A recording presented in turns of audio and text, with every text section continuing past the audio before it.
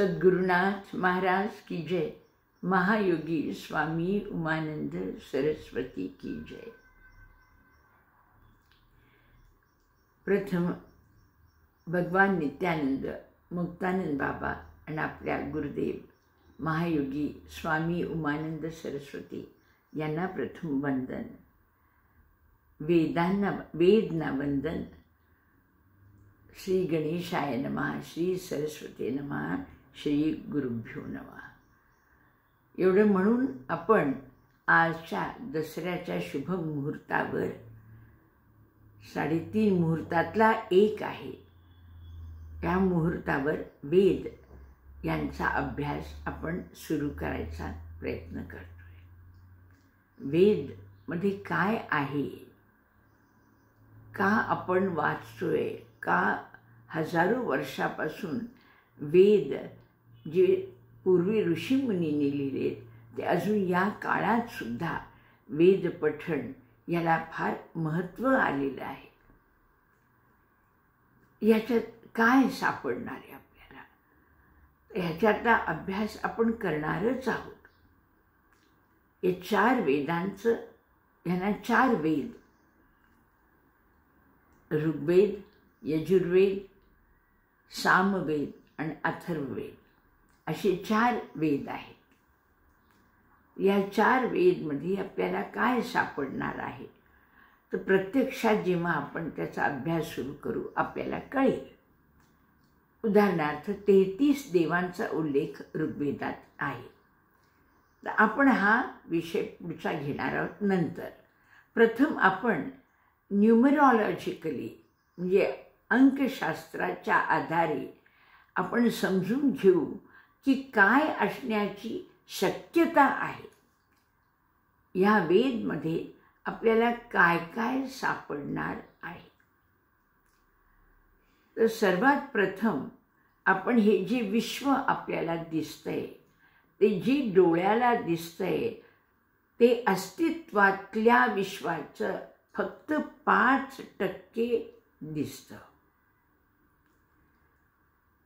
उरलेले 95% आपल्याला दिसत नाही, सर्वसाधारण माणसाला दिसत नाही। मग आपण कसं जाणून घेणार ते 95% बद्दल? तर ज्या ऋषी मुनींना ध्यान धारणा करण्यामुळे जे काही अदृश्य जगत दृश्य स्वरूपात आलेलं आहे, तर त्यांनी त्यांच्या डोळ्यांनी मांडलेली जी गोष्ट आहे ती आपण वाचून किंवा आत्मसात करून समजून घ्यायचा प्रयत्न करणार आहोत की अदृश्य जगात काय आहे। त्यामुळे आपण वेदचा जेव्हा अभ्यास करायचा प्रयत्न करणार आहोत, आपण 5% दृश्य जगातलं सुद्धा आपल्याला फारसं माहिती नाही तेही जाणून घेणार आणि 95% अदृश्य जगात जे आहे तेही जाणून घ्यायचा प्रयत्न करणार।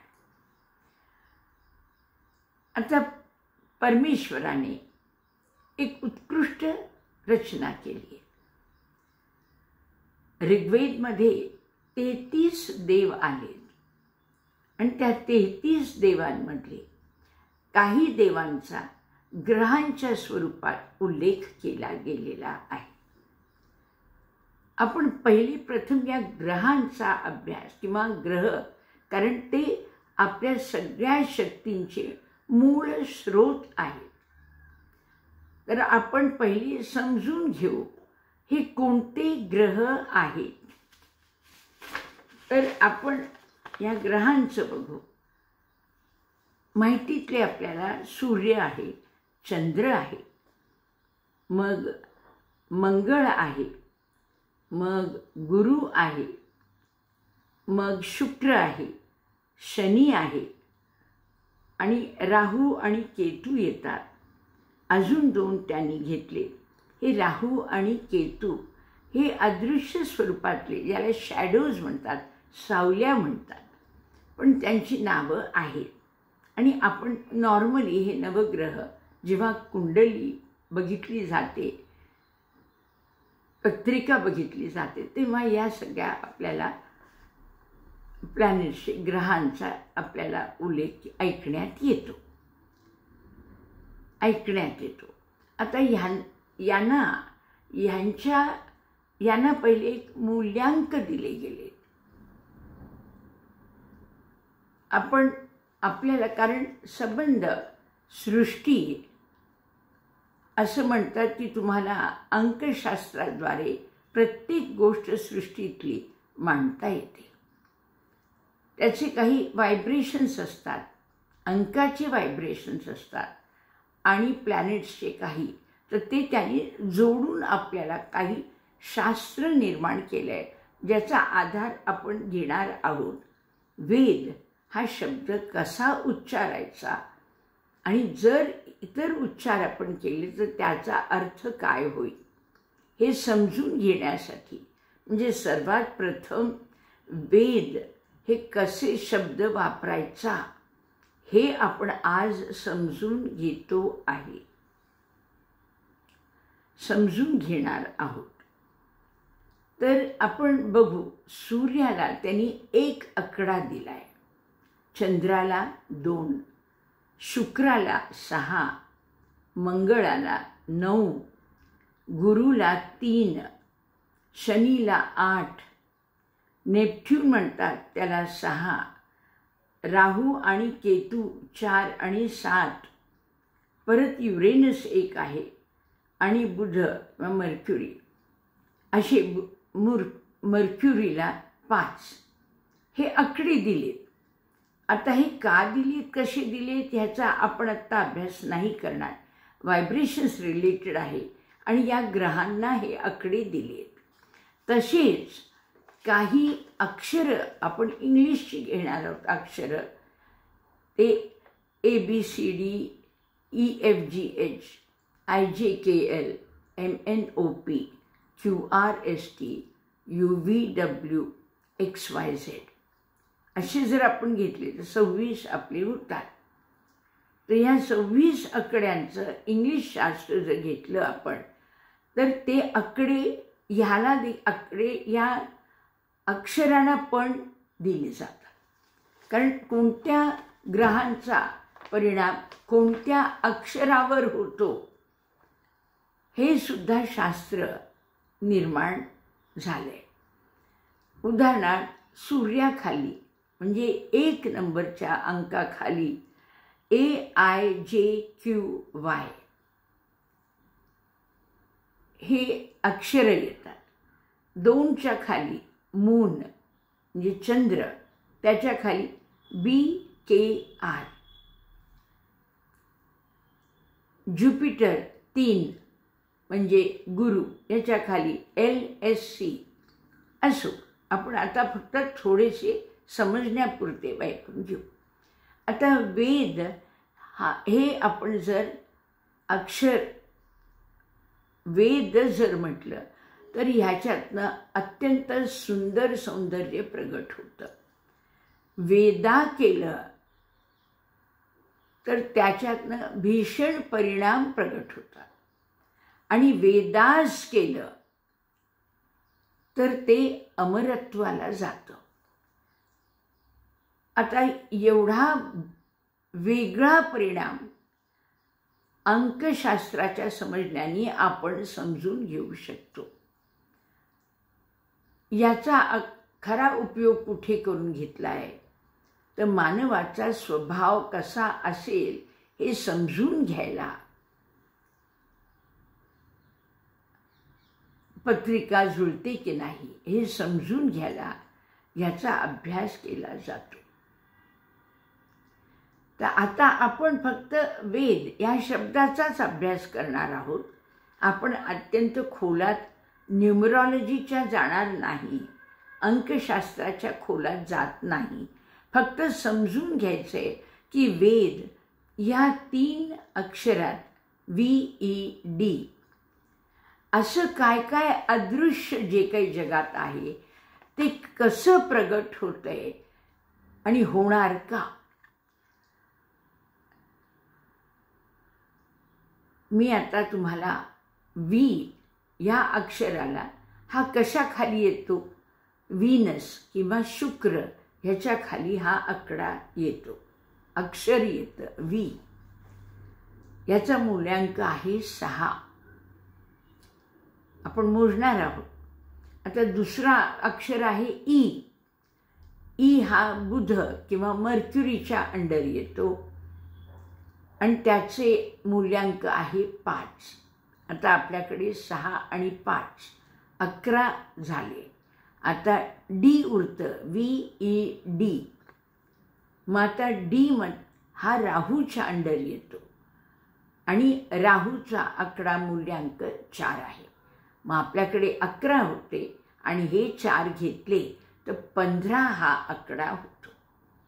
तर पहिले आपण 15 ह्या आकड्याला कोणते गुण प्रदान केले आहेत हे आपण समजून घेऊ. जसं तुम्ही जर म्हणला मला गंध पाहिजे तर मी तुम्हाला गंध उचलून देऊ शकत नाही. मी तुम्हाला काय देईन? सुगंध असलेलं द्रव्य जसं कापूर ते देऊ शकेन. तसंच आहे ह्या प्लॅनेट्सच्या द्वारे आपल्याला वस्तूच्या स्वरूपात ते गुण दिले जातात. परमेश्वराच्या जगात सगळं अद्वैत अवस्थेत आहे. गंध हा शब्द अद्वैत आहे. आपल्याला डोळ्यांनी दिसत नाही, आपण हाताने त्याला स्पर्श करू शकत नाही, अद्वैत अवस्थेत आहे. पण आपल्याला गंध जर हवा तर आपल्याला कापूर किंवा माती आणि पाणी असं काहीतरी द्वैत रूपात वस्तू घ्यावी लागते. म्हणजे सुगंध कुठे आहे तर कापूरमध्ये आहे. तर कापूर आणि सुगंधाचा सुगंध द्वैत स्वरूपात प्रगट होतो, वस्तुस्थितीत प्रगट होतो. म्हणजे त्याचा गुण आणि ती वस्तू हे द्वैत झालं. गुण आणि त्या वस्तूला आपण द्वैत अवस्थेत बघतो, कापूर आणि त्याचा गुण. आणि मग या दोन्हीचा आनंद घेणारा तिसरा पण त्या वाक्यात येऊन जातो. तुला गंध पाहिजे, मी कापूर दिलाय, तर कापूर, गंध आणि तू असे 3 आपण होऊन जातो. तर अशाच प्रकारे गुण हे त्या अंकांना दिले. म्हणजे कोणत्या ना कोणत्या व्यक्तीच्या स्वरूपात हे गुण किंवा ग्रंथांच्या स्वरूपात हे गुण आपण प्राप्त करू शकतो. मला कापूर खावा लागत नाही, मला फक्त जवळ ठेवून त्याचा वास घेता येतो. याचा अर्थ जे काही वेदांमध्ये दिले, वेदमध्ये दिले ते गुण आपले कोणते आहेत पहिले ते समजून घेऊ. तर वी हे व्हीनसचं आहे. व्हीनस म्हणजे शुक्र आहे. ह्याच्यात कोणते गुण आहेत तर नाती गोती. म्हणजे आपली नाती सगळे, आई वडील भाऊ बहीण, मग असतं त्यांच्यामध्ये काय? प्रेम असतं. मग ते प्रेम आणि हे सगळं जागतिक वैश्विक गुणाशी रिलेटेड आहे. म्हणजे जर वेद आहे तर ह्याच्यामध्ये प्रेम आहे. जे काही आहे परमेश्वराचं मानवावरचं विलक्षण प्रेम आहे. आणि या परमेश्वराचे 33 देवस्वरूप गुण आहेत. ते गुण सुद्धा मानवाकडे प्रेमाने पाहतात. आणि त्या प्रेमामुळे हे व्हीनस हा आकडा एकदम परफेक्ट दिला गेला आहे. वेदमध्ये पहिला अक्षर काय आहे या वेदमध्ये तर नातीगोतींचं कौतुक आहे. पण ही नातीगोती देवाची नातीगोती आहे. पहिल्या ऋग्वेदात, यजुर्वेदात मानवाची आहे. आपण हळूहळू विषयाकडे येऊ. पण सध्या आपण एवढे समजून घेऊ की वेदमध्ये देवांमधली नाती, मानवामधली नाती, जनावरांची नाती, पशुपक्ष्यांची नाती, झाडांचे नाते, पाण्याचं नातं, माशांचं नातं, आपण सगळे या न त्या रूपाने प्रेमाने बांधले गेलो आहोत. तर ते वेद ह्या मध्ये आपल्याला ते प्राप्त होतं. तो गुण त्या आकड्यामुळे, त्या शुक्र या ग्रहामुळे मानवाला प्राप्त करून घेता येतो. हा झाला वीचं गुण. मग दुसरा आहे ई. ई म्हणजे बुध. बुध. मग या बुधमध्ये काय काय आहे? बुधाचे गुण काय? बुधाचा परिणाम मानवावर किंवा जगतावर झाला, जो अदृश्य स्वरूप असताना संतांनी आपल्याला कळवलंय त्यांच्या मंत्राद्वारे. तो काय परिणाम आहे? तर कम्युनिकेशन आहे. म्हणजे आपण कसं बोलायचं, देवाशी कसं बोलायचं, मानवाशी कसं बोलायचं, राजांनी प्रजेशी कसं बोलायचं, साधूंनी इतर मानवांशी कसं बोलायचं, हे कम्युनिकेशन आहे. आज वाणी ह्याच्यामध्ये मातृका शक्ती आहे. मातृका शक्ती आहे. ती नुसते तुमच्या मनाचे विचार नाही सांगणार, ती निराकार त्या वस्तूला साकारित करते. उदाहरणार्थ मी जर म्हटलं मला पाणी द्या, तर इथे नसलेलं पाणी थोड्या वेळानंतर कोणीतरी आणून मला प्रगट करून देऊ शकतं. तर प्रगट करण्याची शक्ती या शब्दांमध्ये आहे आणि ते या बुध ग्रहाद्वारे मानवाला प्राप्त होतं. दुसरं आहे इंटेलेक्ट, बुद्धी. बुध ग्रह आहे, आपल्याला बुद्धी देतो. रिझनिंग म्हणजे विचार, विवेक, हे पण या बुध ग्रहाकडनं प्राप्त होतं. बोलणं, अभ्यासाची आवड लागणं, प्रत्येक परिस्थितीला आपण जुळवून घेणं, अडॅप्ट करणं. थंडी पडली तरी आपल्याला आपण काहीतरी प्रकारे करून स्वतःला झाकून कव्हर करून अंगावर काहीतरी गरम घेऊन आपण ते सहन करू शकतो. आपण त्या परिस्थितीत जगू शकतो. पाऊस आला डोक्यावर छत्री घेऊन जगू शकतो. उन्हाळा आला पंखा लावून बसू शकतो. म्हणजे आपण ह्या प्रत्येक परिस्थितीमध्ये आपण अडॅप्ट म्हणजे आपल्याला त्याच्यामध्ये राहता येईल असं आपल्याला करता येतं माणसाला.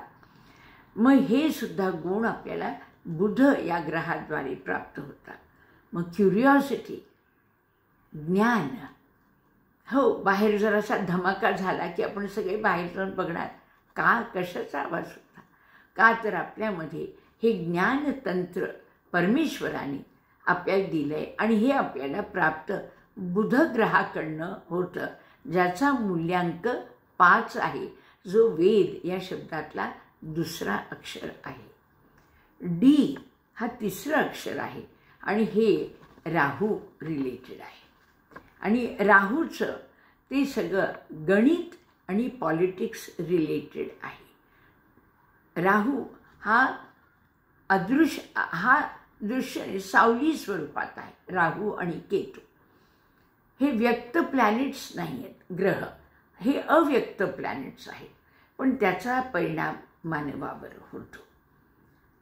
राहू म्हणजे सगळ्या वैभवाशी रिलेटेड, सुख समृद्धीची आवड अशा प्रकारचा गुण आहे. मग आपण जर पाहिलं तर वेदमध्ये ह्या 3 ग्रहांचे गुण येतात. VED ह्या शब्दात घेतलं तर आता मी तुम्हाला काय म्हटलं, VEDA करू नका, वेदा करू नका, कारण त्याचा मूल्यांक बदलून 16 होतो. आणि 16 आपल्यासाठी मानव जगामध्ये 16 हा अत्यंत विध्वंसक असा आकडा आहे. 16चं 6 आणि 1 7 केलं तर हरकत नाही, केतू आहे. पण 16 मूल्यांक जर आहे तसा धरला तर आपल्याला तो धोकादायक आहे. बॉम्बे हा इमॉर्टल नंबर होत होता, 17 होता. बॉम्बेचा मुंबई केला, त्यामध्ये घातपात सुरू झाले. तरी मी कळवलं होतं मुंबाई करा, अजून एक आकडा ॲड करा, A. मग परत तो आपल्याला उत्कृष्ट झाला असता. पण आता सगळ्यांच्या मुखात मुंबई बसले म्हणून तिथे घात पात, उन्हाळा पावसाळा सगळे कडक स्वरूपात येतात. असो, आता आपण ह्याचा परिणाम बघतोय. त्याच्यामध्ये आपण जर वेद म्हटलं तर आपल्या हाती आकडा येतो 15 आणि 15चे गुण आपल्याला उत्कृष्टरित्या प्राप्त होतात. मग 15चं गुण काय आहे ते बघून घेऊ. कारण वेद हे एकत्र जर केलं तर काय आपल्याला सापडणार आहे. तर 15मध्ये एलोक्वेन्स आहे, म्हणजे वाणीचं सामर्थ्य आहे. आपण सर्वात थोडक्यात सांगू शकणारं शास्त्र म्हणजे मंत्र स्वरूप, मंत्रांनी सांगणं, त्याला थोडक्यात सांगणं, ते एलोक्वेन्स ह्याच्यात सापडतं. म्युझिक रिलेटेड आहे, त्याला लय आहे, ताल आहे, बद्ध आहे. मला पहिल्या ऋग्वेदमधल्या पहिल्या सूक्ताला एक फार सुंदर चाल लागली, सहज लागलेली म्हणून दाखवते. अग्निं इळे पुरोहितं यज्ञस्य देवऋत्विजं होतारं रत्नधातमं अग्निदेव नमो नमः. या सगळ्यांमध्ये ताल आहे, सूर आहे, छंद आहेत. 26 छंद आहेत. गायत्री, त्रिष्टुप, अनुष्टुप वगैरे. त्या अभ्यास तो वेगळा आहे. असो, मग आता आपण ह्या 15चं, तर 15चे गुण तर आपल्याला सापडले. त्यामध्ये आता 15च्या ह्यामध्ये एक मंत्र म्हणण्याचं शास्त्र, एलोक्वेन्स म्हणजे स्पीचला, वाणीला आशीर्वाद देत. म्युझिक आहे, त्याच्यात ड्रमॅटिक पर्सनॅलिटी आहे, काहीतरी वेगळं असं अस्तित्व आहे की ज्याच्याकडे आपलं लक्ष वेधलं जातं. मग स्ट्रॉंग मॅग्नेटिझम आहे, आकर्षक आहे. मी अभ्यास करायला लागले, आज 7-7.5 वर्ष झाले ट्रान्सलेशन करते आणि प्रत्येक क्षणी मला त्याच्याबद्दलची गोडी वाढत चालली आहे. आणि असं वाटतं किती सांगू सगळ्यांना, किती नको. त्याच्यामध्ये मॅग्नेटिझम आहे. आणि हा पैसे, मग आपल्याला गिफ्ट्स म्हणजे काय, आपल्याला कोणी दान दिलं किंवा आपल्याला काही वस्तू प्रदान केल्या, हे सगळं ह्या एका आकड्यात येतं.